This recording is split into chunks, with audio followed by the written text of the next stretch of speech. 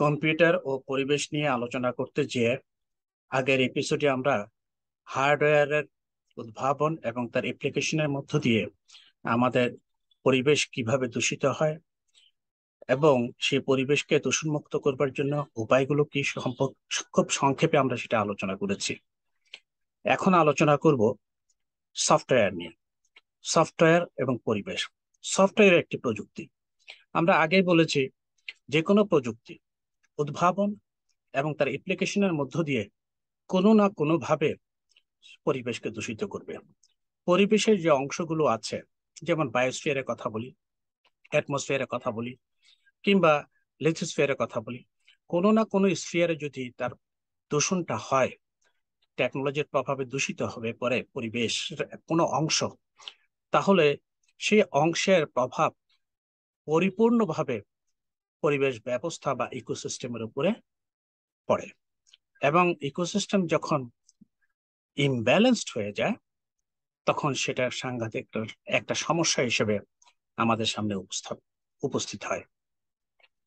আজকে সফটওয়্যার যেহেতু টেকনোলজি একটা অংশ, যেটাকে আমরা সোশিওলজির ভাষায় বলে থাকি নন মেটেরিয়াল কালচার বা অবস্তুগত সংস্কৃতি, সেই অবস্তুগত সংস্কৃতির বা এই সফটওয়্যারের পরিবেশকে দূষিত করবার এবং দূষণমুক্ত করবার কি কি উপায় আছে, খুব সংক্ষেপে অল্প সময়ের ভিতরে আমরা সেটা দেখবার চেষ্টা করব।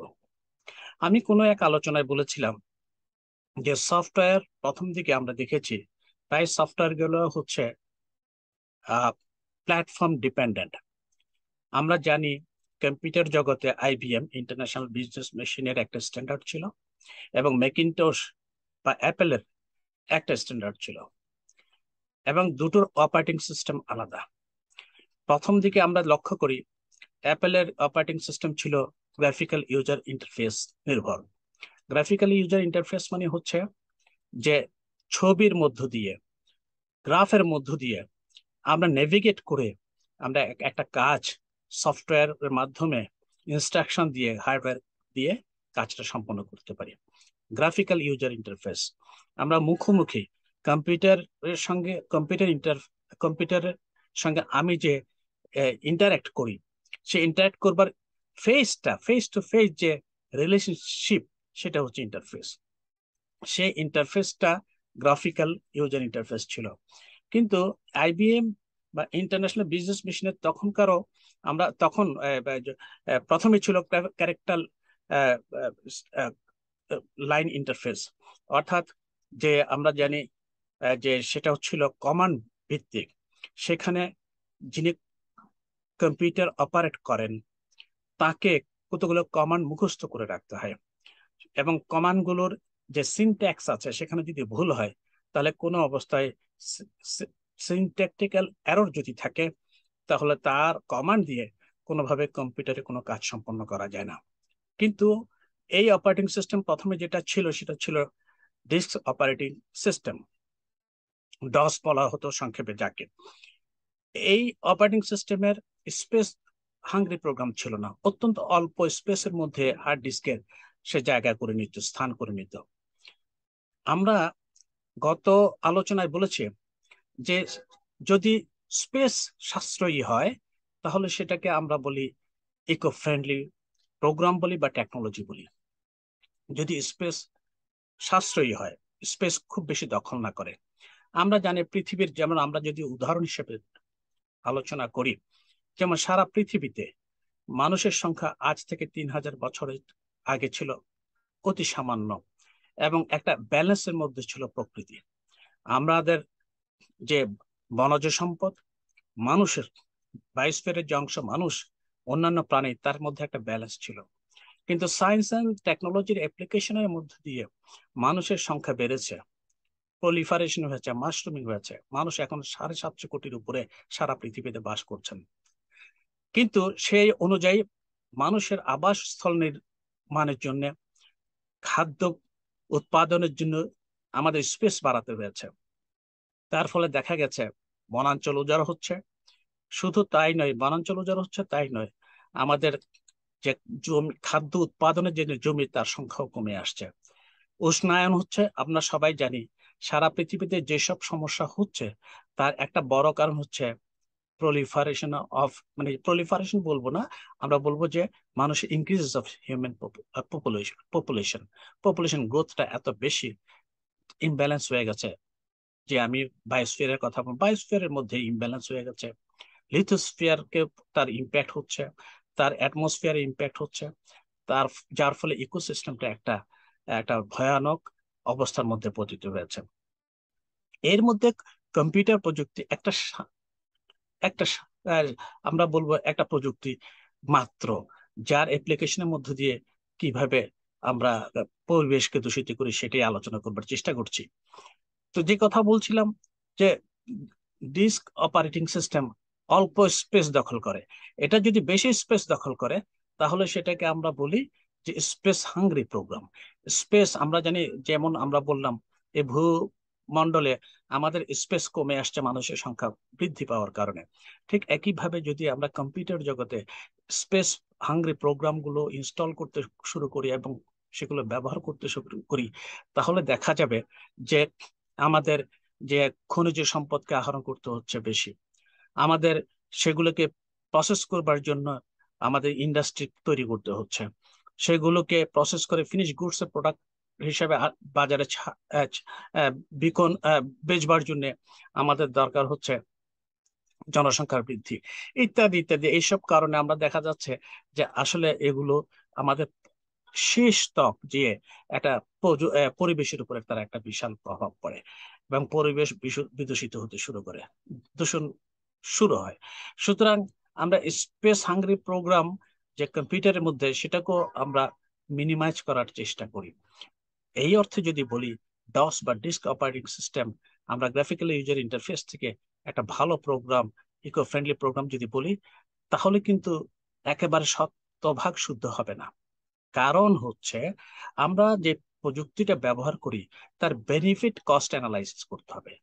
আমরা যে কোনো প্রযুক্তি তার অ্যাপ্লিকেশনের মধ্যে দিয়ে পরিবেশকে কিছু না কিছুটা হলেও সে দূষিত করবে। প্রশ্নটি হচ্ছে দূষণের মাত্রাটা হচ্ছে কস্ট, আমাদের দূষণটা হচ্ছে কস্ট, কিন্তু বেনিফিটটা যদি বেশি হয় তাহলে বেনিফিট কস্ট অ্যানালাইসিস, বেনিফিট বেশি হলে সেটাকে আমরা মেনে নেব। কারণ দূষণ মুক্ত, শতভাগ দূষণ মুক্ত কোনো টেকনোলজি নাই, প্রযুক্তি নাই। সুতরাং দূষণকে কমানোর চেষ্টা করাটাই হচ্ছে আমাদের ইকো ফ্রেন্ডলি টেকনোলজির প্রধান কাজ। আমরা কোনো অবস্থায়, আমি আগেই বলেছি, এখন পর্যন্ত আমরা ধারণা করি যে শূন্য দূষণ আহ, হবে এমন কোন টেকনোলজি এখন পর্যন্ত আবিষ্কৃত হয়নি, হওয়ার সম্ভাবনাও একেবারেই বলতে গেলে কম। যাই হোক, আমরা সেটাকে কমাতে পারি। এখন যদি ডিস্ক অপারেটিং সিস্টেমের চেয়ে গ্রাফিক্যাল ইউজার ইন্টারফেস প্রোগ্রাম যদিও স্পেস হাঙ্গ্রি প্রোগ্রাম হয়ে থাকে, হার্ড ডিস্ক একটা বিশাল জায়গা দখল করে নেয়, কিন্তু তারপরেও তার যে আমাদের বেনিফিট কস্ট, কারণ এই গ্রাফিক্যাল ইউজার ইন্টারফেসের প্রোগ্রাম হাজার হাজার মানুষের কাছে তার অ্যাক্সেস থাকে, সহজেই অ্যাক্সেস থাকে। ডিস্ক অপারেটিং সিস্টেমে মানুষকে শিক্ষিত হতে হবে, কম্পিউটার সম্পর্কে জ্ঞান থাকতে হবে, এবং কমান্ড লাইন ইন্টারফেস সেহেতু কমান্ড গুলোকে তাকে মুখস্থ করে রাখতে হবে। অনেক কম্পিউটার ইউজার্স এর পক্ষে এটি করা সম্ভব হয়তো হবে না। সেই জন্য গ্রাফিক্যাল ইউজার ইন্টারফেস নেভিগেট করে ক্লিক করেই একটা কাজ আমরা সম্পন্ন করতে পারি। এবং সেই দিক থেকে যদি বিচার করা হয়, এবং শুধু তাই নয়, তার অর্থমূল্য এবং গ্রাফিক্যাল ইউজার ইন্টারফেস থাকাতে ইন্টারনেটের জগৎটা, মানুষ যে আজকে যে সোশ্যাল মিডিয়ার কথা বলছি, সবগুলো গ্রাফিক্যাল ইউজার ইন্টারফেস থাকার কারণেই আমরা সহজে নেভিগেট করতে পারি, ফ্রেন্ডলি রিলেশনশিপ তৈরি করতে পারি, নিউজ আদান প্রদান করতে পারি। কারণ সমস্ত নিউজ গুলো হচ্ছে মাল্টিমিডিয়া নির্ভর, ছবি থাকবে, টেক্সট থাকবে, সাউন্ড থাকবে, অ্যানিমেশন থাকবে, ভিডিও ক্লিপ থাকবে, এই তো মাল্টিমিডিয়া। একই সাথে একটি ইনফরমেশনকে বিভিন্ন মিডিয়াকে ইন্টিগ্রেট করে যে উপস্থাপন করা, মাল্টিমিডিয়া তাই করে। এবং মাল্টিমিডিয়া অনেক বেশি এফেক্টিভ কমিউনিকেশন মিডিয়া। সুতরাং আজকে যে ইন্টারনেট এত পপুলার, আমরা যে আজকে নেটিজেন বা আজকে যে ইন্টারনেটের সিটিজেন হচ্ছে, তার একটা বড় কারণ হচ্ছে গ্রাফিক্যাল ইউজার ইন্টারফেস। সুতরাং গ্রাফিক্যাল ইউজার ইন্টারফেসের স্পেস হাঙ্গ্রি প্রোগ্রাম হলো, এটাকে আমরা কোনো অবস্থাতেই ডস হচ্ছে বলতে পারি না যে এটা ইকো ফ্রেন্ডলি না। এটা অবশ্যই আমরা বলবো ইকো ফ্রেন্ডলি, কারণ তার ইকোনমিক ভ্যালু, বেনিফিটটা হ্যাঁ, আমাদের তার কষ্টের চেয়ে বেশি। মোটামুটি এটা যদি জানি তাহলে আমরা বলতে পারি এটা এই প্রোগ্রামকে আমরা কখনো আহ, বলবো না যে এটা ইকো ফ্রেন্ডলি নয়। আমরা বলেছিলাম পিডিএফ ফাইলের কথা, পোর্টেবল ডকুমেন্ট ফরম্যাট। আমরা জানি প্ল্যাটফর্মের কথা বললাম, যে আইবিএম প্ল্যাটফর্ম এবং ম্যাকিনটশের প্ল্যাটফর্ম, অ্যাপেলের প্ল্যাটফর্ম। অ্যাপেলের একটা ওয়ার্ডের প্রসেসিং সফটওয়্যার দিয়ে আমি একটা ফাইল যদি সেভ করি সেটা আইবিএম মেশিনে ওপেন হতো না। আবার আইবিএম এর মেশিনের একটা সফটওয়্যার যদি আমি ওয়ার্ড প্রসেসিং এ যদি একটা ফাইল আমি সেভ করতাম, সেটা ম্যাকিনটশ প্ল্যাটফর্মে ওপেন হতো না। এই যে প্ল্যাটফর্ম ডিপেন্ডেন্সি, এটা কিন্তু কোনো অবস্থাতে মানুষের সময় নষ্ট করে, অর্থ নষ্ট করে, অর্থ ব্যাপক বেশ আহ, অর্থের অপচয় করে এবং সময় নষ্ট করে। সময়, টাইম ইজ মানি। যে সময়টা নষ্ট হয় সেই সময়টাকে আমরা যদি ইউজ করি, আমরা হয়তো অনেক বেনিফিট তৈরি করতে পারি, আমরা অনেক সম্পদ তৈরি করতে পারি, রিসোর্স তৈরি করতে পারি। সুতরাং পিডিএফ ফরম্যাটটা হচ্ছে প্ল্যাটফর্ম ইন্ডিপেন্ডেন্ট। আমরা যে কোনো প্ল্যাটফর্মেই সেটা সেভ করি না কেন, এটা এমনকি আমি আগেও বলেছি, যেটা এমনকি স্মার্টফোনেও এটা এই ফাইলগুলোকে ওপেন করা যায়। এবং শুধু তাই নয়, আইএসও ইন্টারন্যাশনাল স্ট্যান্ডার্ড অর্গানাইজেশন একে সার্টিফাই করেছে, 32,000, 32,000 স্ট্যান্ডার্ড দিয়ে তাকে সার্টিফাই করেছে। এবং আইএসও সব সময় কোনো সফটওয়্যার, কোনো হার্ডওয়্যার অথবা কোনো প্রোডাক্টকে, কোনো অবজেক্টকে যখন সার্টিফাই করে, সেটা ইকো ফ্রেন্ডলি কিনা সেটা দেখে নেয়, পরিবেশকে দূষিত করে কিনা সেটা দেখে নেয়। পরিবেশকে যদি সেটা দূষিত করে, সেটা যদি পরিবেশ এবং স্বাস্থ্যের জন্য ক্ষতিকর হয়, অর্থনৈতিকভাবে এটা অত্যন্ত লাভজনক না হয়, তাহলে আইএসও সেটাকে সার্টিফাই করে না। আইএসও পিডিএফ ফরম্যাটকে সার্টিফাই করেছে এবং তার সত্য এখন তাদের হাতে। এবং পিডিএফ ফরম্যাট দিয়ে এখন ফাইল এডিট করা যায়, যেটা আগে প্রথম ভার্সন গুলোতে করা যেত না। এবং শুধু তাই নয়, এই পিডিএফ ফরম্যাটের মধ্যে আমরা ডিজিটাল সিগনেচার বলতে যা বুঝাই, সেই সিগনেচার অর্থাৎ আপনি সাইন করলেন একেবারে পিডিএফ ফাইলের মধ্যে, যদি আপনার স্টাইলাস থাকে, আপনার যদি ইলেকট্রনিক পেন থাকে, সেটা দিয়ে আপনি সাইনও করে দিতে পারেন। এবং কোন কোন দেশে এই পিডিএফ ফরম্যাটের এই যে ডিজিটাল সাইন, সেটাকে লিগ্যাল ইনস্ট্রুমেন্ট হিসেবে দেখা হয়। সুতরাং এই সুযোগটা তো অর্থমূল্যে, সময়ের মূল্যে ইত্যাদি মূল্য যদি নিরূপণ করি, এবং যদি আমরা বলি প্ল্যাটফর্ম ইন্ডিপেন্ডেন্ট যেহেতু, সুতরাং এটা তো ইকো ফ্রেন্ডলি হিসেবে আমরা ক্লেম করতে পারি। ইকো ফ্রেন্ডলি মানে কি? যদিও পিডিএফ ফরম্যাটের ফাইল অনেক সময়, আমি যেটা কিছুক্ষণ আগে গ্রাফিক্যাল ইউজার ইন্টারফেসের কথা বলছিলাম, এটা অনেক সময় দেখা যায় যে ওয়ার্ড প্রসেসিং ফাইলের চেয়ে একটু স্পেস বেশি নেয়। কিন্তু স্পেস বেশি নিলেও এটা বেনিফিট কস্ট অ্যানালাইসিসে এটার বেনিফিটটা বেশি। সুতরাং আমরা শুধুমাত্র আমাদের যে আগের ধারণা ছিল যে ইকো ফ্রেন্ডলি হবে শুধুমাত্র যে স্পেস হাঙ্গ্রি প্রোগ্রাম নয়, কিংবা যেটা আহ, আমরা অনেক সময় বলি যে পরিবেশকে একটু বেশি মাত্রায় দূষিত করলেও যদি তার বেনিফিটটা বেশি আসে, তাহলেও কিন্তু সেটা আপনাকে দূষণ বলতে পারি না। কারণ আমি আগেই বলেছি, প্রযুক্তির কোনো না কোনো ভাবে প্রয়োগ কিছু না কিছু পরিমাণে দূষণ করবেই বা করে থাকে।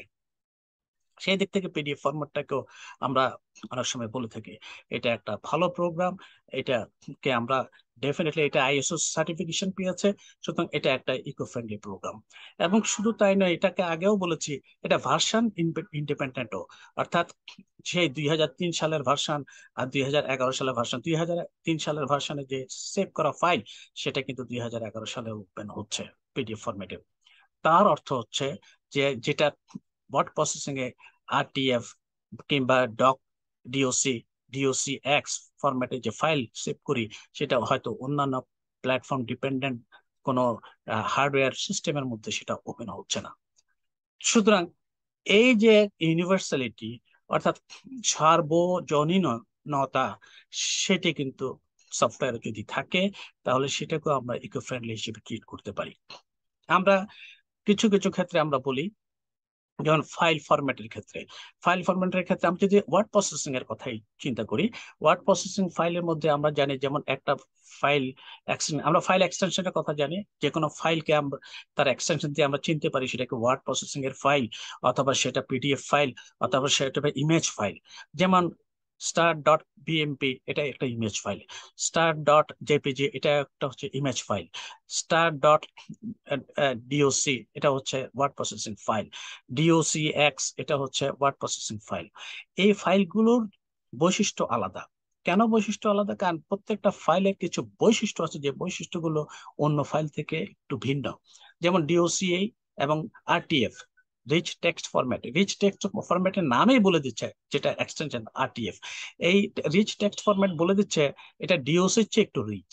রিচ কি? এটা এটা একই সঙ্গে টেক্সট এবং পিকচার বা ইমেজ, এমনকি সাউন্ড ক্লিপকেও এটা ধারণ করতে পারে। এবং এটার সাউন্ড, যে শুধু তাই নয়, এটার এই ফরম্যাটে অনেক এই ফরম্যাটের একটা বৈশিষ্ট্য হচ্ছে এটা কিন্তু স্পেস হাঙ্গ্রি প্রোগ্রাম, একটু স্পেস, হার্ড ডিস্কে একটু স্পেস বেশি দখল করবে, কিন্তু এটা ডিওসির চেয়ে একটু ইমপ্রুভ। এখন তাহলে আমরা কোনটাকে বলবো? আহ, আমরা বলবো যদি কাছাকাছি কোনো প্রোগ্রাম, দুইটা ফাইল ফরম্যাট থাকে, তার ভিতরে একটা ফাইল ফরম্যাট যদি স্পেস কম দখল করে এবং তার কোয়ালিটি যদি অন্যটা কাছাকাছি হয় এবং ভালো হয়, এবং সেটা ভিজিবিলিটি এবং একই সঙ্গে তার আহ, যে প্রোডাক্ট, যে যে যে আউটকাম, সেটা যদি আমাদের ধর্তব্যের মধ্যে হয়, তাহলে ডেফিনেটলি সেটাকে আমরা বলবো যে ইকো ফ্রেন্ডলি। আমরা একটা উদাহরণ দিয়ে দেবার চেষ্টা করি। আমরা ইমেজ ফরম্যাটের ফাইলগুলোতে বিএমপি ফাইল হচ্ছে অত্যন্ত ভালো। কালার ডেপথ মানে হচ্ছে আমরা জানি যে 16 বিটের, 8 বিটের আছে, 16 বিটের আছে। 8 বিটের কালার ডেপথে 256 কালারকে প্রডিউস করতে পারে, দেখাতে পারে স্ক্রিনের মধ্যে, হ্যান্ডেল করতে পারে, অপারেট করতে পারে। কিন্তু জেপিজি ফরম্যাটের ফাইল 16 মিলিয়ন কালারকে ডিসপ্লে করতে পারে। তাহলে 16 মিলিয়ন কালার ডিসপ্লে করতে পারে এমন ফাইলগুলো 8 বিটের, যেমন জিআইএফ আমরা জানি, ইমেজ ফরম্যাটের ফাইল এক্সটেনশন, সেটার চেয়ে অনেক বেটার হচ্ছে জেপিজি, এবং তার চেয়েও বেটার হচ্ছে বিএমপি। কিন্তু BMP file space hungry program. একটা বিএমপি ফাইল সাধারণত, একটা যদি পাসপোর্ট সাইজের একটা ছবি, সেটা হয়তো দেখা যাচ্ছে 10-12 মেগাবাইটের একটা ফাইল সে দখল করে বসলো, স্পেস দখল করে বসলো হার্ড ডিস্কের। আবার জেপিজি সেটাই দেখা গেল মাত্র 512 বা 800, 500 থেকে 1000 কিলোবাইটের মধ্যে সেটা স্পেস দখল করছে। কত কম, কিন্তু কোয়ালিটি অলমোস্ট সেম। আবার জিফ জিআইএফ জিআইএফ এ দেখা যাচ্ছে 8 বিটের কালার, সে কালার ডেপথকে প্রডিউস করতে পারে। আহ, কিন্তু সেখানে দেখা যায় যে জেপিজি ফরম্যাটের ফাইল, সেভ করা ফাইলকে যদি আমি জিআইএফ এ কনভার্ট করি, তাহলে কালার ডিস্ট্রিবিউশন হয়, অনেক কালার গুলো উবে যায়, মুছে যায়, এবং সেটার কালার কোয়ালিটি, ছবির কোয়ালিটি খুব একটা ভালো হয় না। এখন প্রশ্ন হচ্ছে, জিআইএফ ফরম্যাটের ফাইলগুলো কম স্পেস দখল করে, জেপিজি একটু বেশি দখল করে, কারণ 16 মিলিয়ন কালার সে সাপোর্ট করে। কালারের ভিতরে শেড থাকে, এই শেড গুলোকেও সে ডিসপ্লে করতে পারে। আবার বিএমপি আরো ভালো একটা ইমেজ ফরম্যাট, কিন্তু বিএমপির অসুবিধা হচ্ছে, এটা আগেই বলেছি, স্পেস দখল করে। ইন্টারনেটে যদি আমি একটা বিএমপি ফাইল আপলোড করতে চাই, যদি আমার ব্যান্ড উইডথ খুব কম হয়, তাহলে এটা ঘন্টার পর ঘন্টা লেগে যাবে এই ফাইলটাকে আপলোড করতে। এটা তো এটা তো ইকো ফ্রেন্ডলি একটা প্রোগ্রাম হলো না। মানে ইন টার্মস অফ এই যে আপলোডিং টাইম, আপলোডিং আপলোড করার জন্য যে টাইমটা দরকার, সেটা তো অনেক সময় নষ্ট করে, বিদ্যুৎ কনজিউম করে, ইত্যাদি ইত্যাদি। সেই দিক থেকে যদি আমরা বিবেচনা করি, অত্যন্ত ক্ষুদ্র বিষয়, কিন্তু এগুলো বিবেচনার মধ্যে আনতে হচ্ছে আমাদেরকে। আমি আগে বলেছি, ন্যানো টেকনোলজির যুগ, ক্ষুদ্র ক্ষুদ্র বিষয়কে আমাদের গুরুত্ব সহকারে বিবেচনায় আনতে হবে, বিশেষ করে যখন পরিবেশ নিয়ে আমরা চিন্তা করব। তাহলে বিএমপি, আরেকটা বিষয় হচ্ছে, বিএমপি ফাইলকে যখন আমরা ডট বিএমপি ফাইলকে যখন বিটম্যাপ ইমেজ বলা হয়, এইটাকে যখন আমরা জুম করব, তখন দেখা যায় যে ছবিটা ডিস্টর্টেড হয়ে যায়, ছবিটার ভেঙে যায়, যেটাকে আমরা সহজ বাংলায় বলি ভেঙে যায়। এটা ইমেজটা নষ্ট হয়ে যায়, এটা আগের কোয়ালিটি থাকে না, ফলে এটা বেশি জুম জুম করা যায় না। সুতরাং বিএমপি ফরম্যাটটাকে সাধারণত, যদিও এটা অত্যন্ত ভালো একটা ফরম্যাট, ছবির কোয়ালিটি অত্যন্ত উন্নত মানের হয়, কিন্তু তবু এটা সাধারণত ইন্টারনেটে আমরা ব্যবহার করতে দেখি না। ইন্টারনেটে সাধারণত যে ফাইল ফরম্যাটটা ব্যবহার করা হয় সেটা আইদার জেপিজি অথবা অথবা হচ্ছে পিএনজি। তো এখন যে কথা বলছিলাম, তাহলে এখন জেপিজি ফরম্যাটে আমরা 16 মিলিয়ন কালার, 16 বিটের, 65 মিলিয়ন, সরি আমি দুঃখিত, আমি বারবার ভুল বলছিলাম, 65 মিলিয়ন কালারকে সে শো করতে পারে, 16 বিটের কালার ডেপথকে সে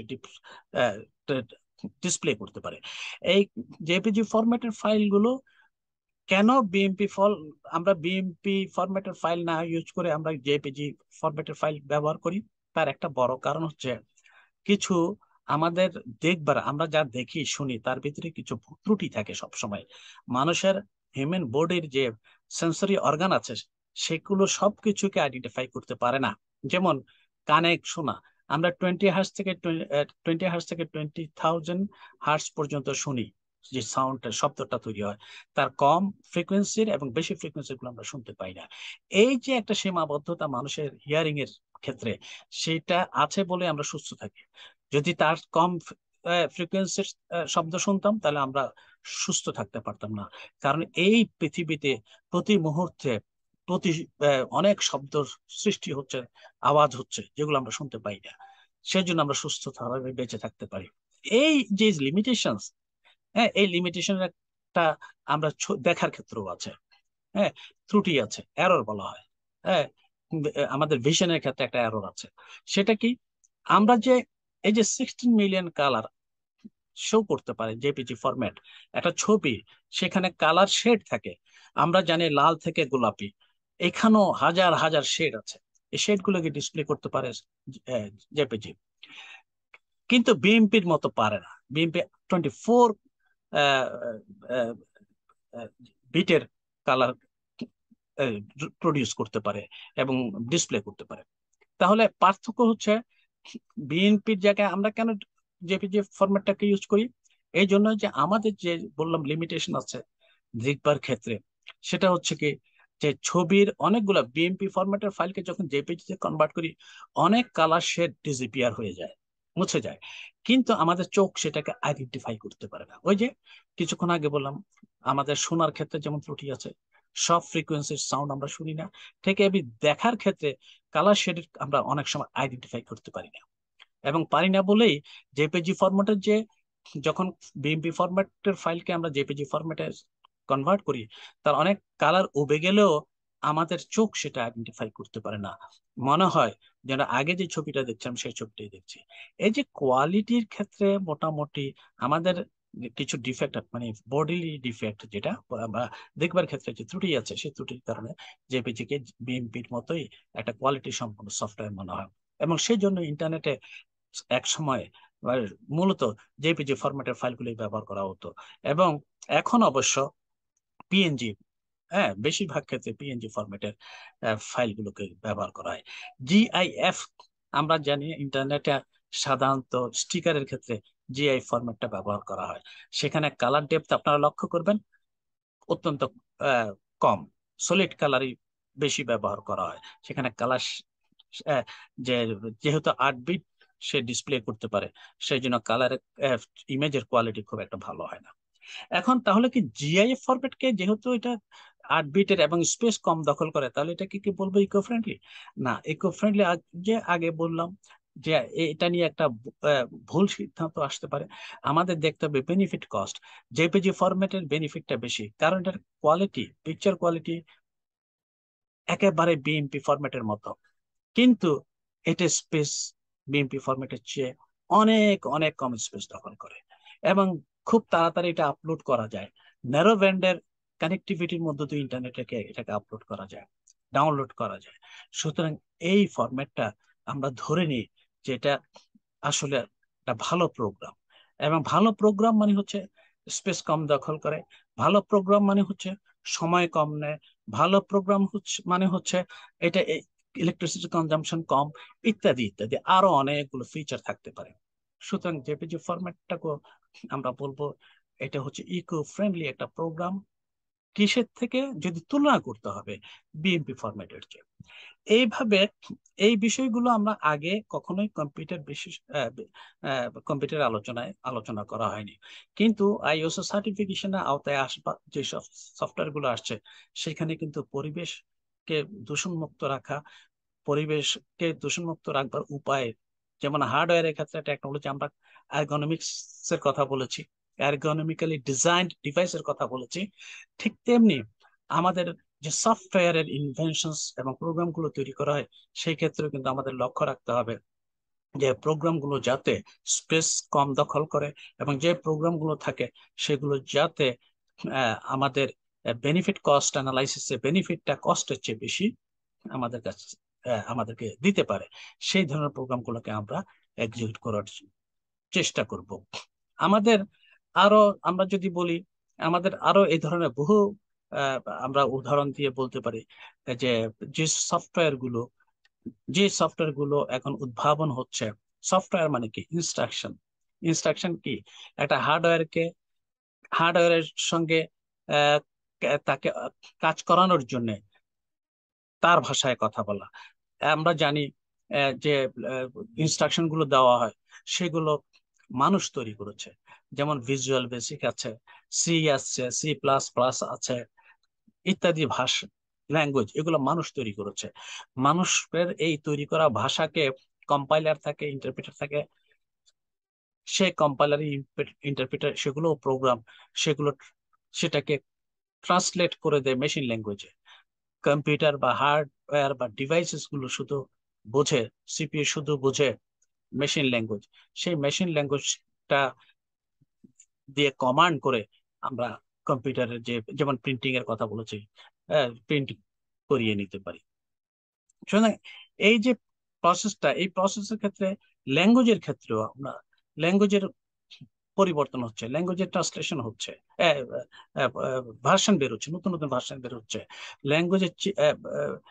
আমরা অপারেটিং সিস্টেম বা ইনস্ট্রাকশন, এই যে সফটওয়্যার তৈরি করছি, সেই ক্ষেত্রেও আমরা দেখি যে ল্যাঙ্গুয়েজটা বেশি খুব ইজিলি আন্ডারস্ট্যান্ডেবল, এবং যেটা খুব যেটাকে বলে অবজেক্ট ওরিয়েন্টেড, আগে থেকেই কিছু অবজেক্ট তৈরি করে রাখা হয়েছে, সেই অবজেক্ট গুলোকে বা লাইব্রেরি, আমরা কি করি, লাইব্রেরিতে যাই, লাইব্রেরি থেকে আমরা বই সংগ্রহ করে নিয়ে আসি, লাইব্রেরিতে আগে তো বই থাকে। ঠিক তেমনি আগে থেকে অবজেক্ট গুলো প্রোগ্রাম করে করা হয়ে থাকে, সেই অবজেক্টটাকে আমরা ইউজ করি বারবার। সেই অবজেক্ট ওরিয়েন্টেড ল্যাঙ্গুয়েজ আমাদের C++ এর চেয়ে হয়তো আমাদের কম সময়, কম আহ, আহ, পরিশ্রমের মধ্যে দিয়ে আমরা একটা প্রোগ্রাম তৈরি করতে পারি, সফটওয়্যার তৈরি করতে পারি। তো এই ধরনের এগুলো কিন্তু সার্টিফিকেশনের ব্যাপার আছে এগুলো।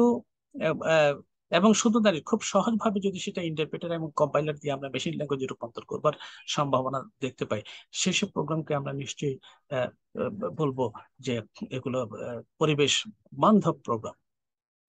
আসলে এখন আমরা আগে গত এর আগের আলোচনা আমরা বলছিলাম, আমরা স্লিপ মোডের কথা বলেছি, হাইবারনেশনের কথা বলেছি, এগুলো সবগুলোই আসলে এক এক আমরা বলতে পারি যে ইকো ফ্রেন্ডলি প্রোগ্রাম। আমরা হার্ডওয়্যারের ক্ষেত্রে বলেছি, এরগনোমিক্স এর কথা বলেছি, আমরা পরে হিউম্যান ওয়্যার নিয়ে যখন আলোচনা করব এরপরে, আজকে নয়, এরপরে যখন আলোচনা করব তখন আরো আমাদের কাছে হার্ডওয়্যার, সফটওয়্যার এবং হিউম্যান ওয়্যারের সঙ্গে তার ইন্টারেকশনের বিষয়গুলো আসবে, কিভাবে এগুলোকে ইকো ফ্রেন্ডলি করা যায় সেই বিষয়গুলো আলোচনা করব। কিন্তু এই যে হার্ডওয়্যারের কথা বললাম, হার্ডওয়্যারে আর্গোনমিক্যালি ডিজাইন, আর্গোনমিক্স মানে কি? আর্গোনমিক্স একটা ডিসিপ্লিন এখন, কম্পিউটার সায়েন্সের একটা অংশ ছিল, এখন আলাদা ডিসিপ্লিন হিসেবে এটা দাঁড়িয়ে গেছে। সেই ডিসিপ্লিনটা কি বলছে? প্রত্যেকটা মানুষ কাজ করে, কাজ করার পরিবেশটা তার জন্য স্বাস্থ্যকর কিনা, তার জন্য, পরিবেশের জন্য স্বাস্থ্যকর, পরিবেশের একটা অংশ মানুষ, মানুষের স্বাস্থ্যহানি যদি না ঘটতো কোনো কার্যক্রম, তাহলে পরিবেশ দূষণের কথা আমরা চিন্তাই করতাম না। মানুষের স্বাস্থ্যের উপরে শেষ পর্যন্ত এটা আহ, প্রভাব বিস্তার করে বলেই আমরা পরিবেশ দূষণের জন্য এত চিন্তিত। পরিবেশ দূষিত হলে আমাদের স্বাস্থ্যের ক্ষতি হবে, সেই জন্য। তাহলে যে কার্যক্রমগুলো, এরগনোমিক্স আর কিছু না, এরগনোমিক্স হচ্ছে যে এমন একটা কর্মক্ষেত্রে পরিবেশ, যে পরিবেশটা আমরা আমাদের কাজকর্ম চালিয়ে যাওয়ার জন্য, সেটা যে কোনো কাজ হচ্ছে, সেটা শ্রমিকের কাজ হতে পারে, শ্রমিক যে কারখানায় কাজ করে তার এনভায়রনমেন্ট, একজন কেরানি বা ক্লারিক্যাল জব করেন, তিনি যে অফিসে কাজ করেন তার এনভায়রনমেন্ট, একজন এক্সিকিউটিভ যিনি যে অফিসে কাজ করেন তার এনভায়রনমেন্ট, সবগুলো তার স্বাস্থ্যের পক্ষে হতে হবে। স্বাস্থ্য হানিকর হলে সেটা এরগোনমিক্যালি হলো না। সেখানে চেয়ার থাকবে, চেয়ার, তিনি যে চেয়ারে বসবেন, আমরা জানি পাবে চেয়ার থাকে, চেয়ার থাকে না, স্টুল থাকে। আমরা দেখি লাউঞ্জে সোফা থাকে। আমরা জানি ট্রেনের সিট গুলো এক বিশেষ ধরনের। আবার যখন আপনি ফার্স্ট ক্লাসে বিমানে চড়বেন তখন সেখানে এক ধরনের সিট।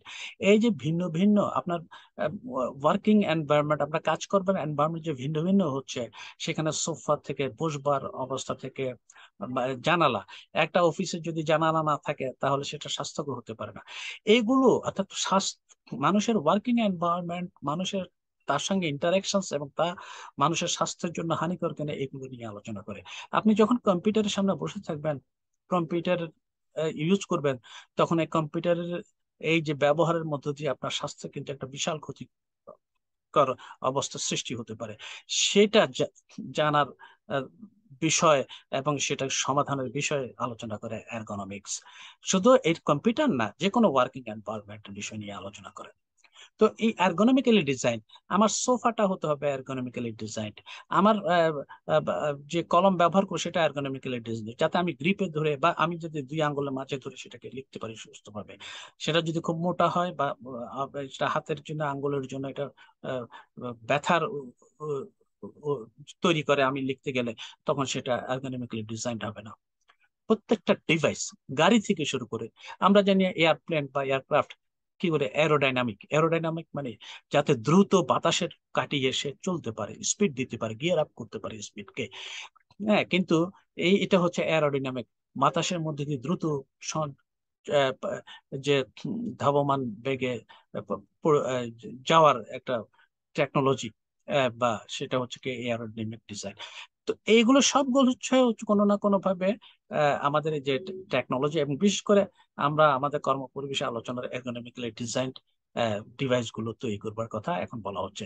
সেগুলো ইকো ফ্রেন্ডলি হতে হবে। আমি গত আলোচনায় কিছুটা আলোচনা করেছি। আমাদের প্রিন্টারের মধ্যে আমরা জানি বহু ধরনের প্রিন্টার আছে। ডট ম্যাট্রিক্স প্রিন্টার আছে, আমরা জানি লেজার প্রিন্টার আছে, আমরা জানি ইঙ্কজেট প্রিন্টার আছে।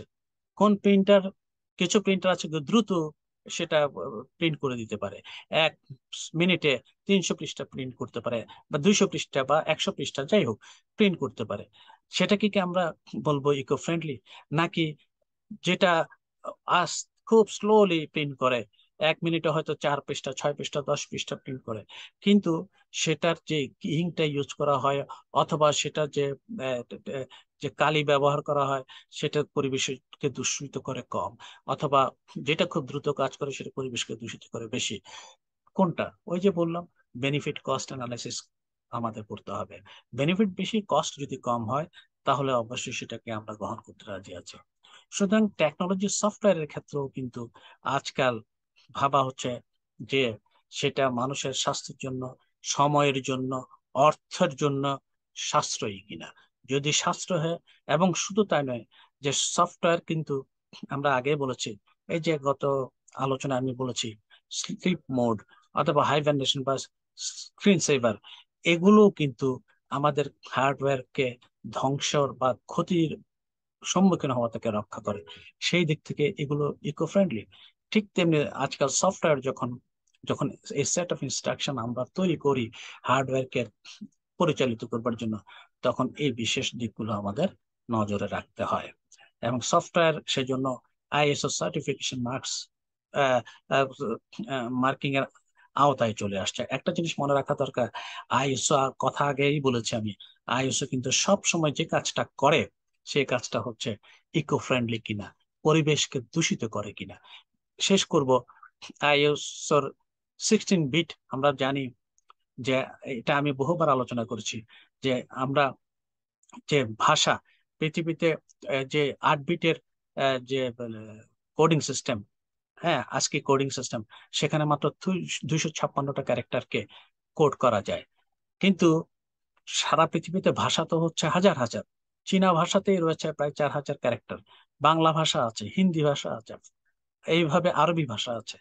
হ্যাঁ, তো এই সব ভাষাগুলো যদি কোডিফাই করতে হয়, কোড করতে হয়, তাহলে আমাদের 8 বিটের যে কোডিং সিস্টেম সেটা সম্ভব হবে না। সুতরাং আমরা 16 বিটে ট্রান্সফর্ম করতে চাইলাম, এবং সারা পৃথিবীতে এখন যেটাকে বলা হয় Unicode, uniform coding system, Unicode, এটা দায়িত্ব নিয়েছে কে? দায়িত্ব নিয়েছে ইউনেস্কো। ইউনেস্কো সদস্য দেশগুলো বলল, আমাদের ভাষাকে যদি আমরা কোড করতে চাই, কম্পিউটারের ভাষায় কম্পিউটারে কাজ করাতে চাই, তাহলে তো আমাদের ইউনিকোড সিস্টেমে যেতে হবে। তাহলে 8 কোডের চেয়ে 16 বিটের কোডিং সিস্টেম হচ্ছে অনেক, আমরা সাধারণত ধরে নিই স্পেস হাঙ্গ্রি, বেশি স্পেস দখল করে, কিন্তু ওই যে সারা পৃথিবীর মানুষের ভাষাকে কোড করবার সামর্থ্য আছে 16 বিটের কোডিং সিস্টেমের মধ্যে। কারণ 16 বিটের কোডিং সিস্টেমে আমরা বলি 65 মিলিয়ন ক্যারেক্টারকে আমরা কোডিফাই করতে পারি।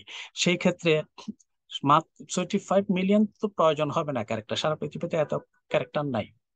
সুতরাং আমরা তার চেয়ে কম 16 মিলিয়ন কোড, সারা পৃথিবীর সমস্ত ভাষাকে আমরা কোড করবো সামর্থ্য অর্জন করি 16 কোড সিস্টেমের মধ্যে, 16 বিটের কোডিং সিস্টেমের মধ্য দিয়ে। তাহলে সেটা স্পেস দখল করলো, সেটা মানুষ যে বেনিফিট কস্ট, মানুষের বেনিফিট দিচ্ছে বেশি কস্টের চেয়ে। সুতরাং সেটাকে আমরা ইকো ফ্রেন্ডলি একটা প্রোগ্রাম বলবো, সফটওয়্যার বলবো। কিন্তু লক্ষ্য করবার বিষয় হচ্ছে এইসব সমস্ত বিষয়, যেমন ইউনেস্কো ইন্টারন্যাশনাল অর্গানাইজেশন গুলো, আবার একই সঙ্গে আইওসি কিন্তু এগুলো সার্টিফিকেশন মার্কসের আওতায় নিয়ে আসছে। সুতরাং সফটওয়্যারকেও কিন্তু একটা টেকনোলজির অংশ হিসেবে আমাদের পরিবেশ, স্বাস্থ্য এবং আমরা পরিবেশ বলতে যা বুঝে থাকি ইকোসিস্টেমের অংশ, কোনো অংশকে এটা ক্ষতিগ্রস্ত করে কিনা সেই বিষয়ে আমাদের সচেতন থাকতে হবে। ধন্যবাদ।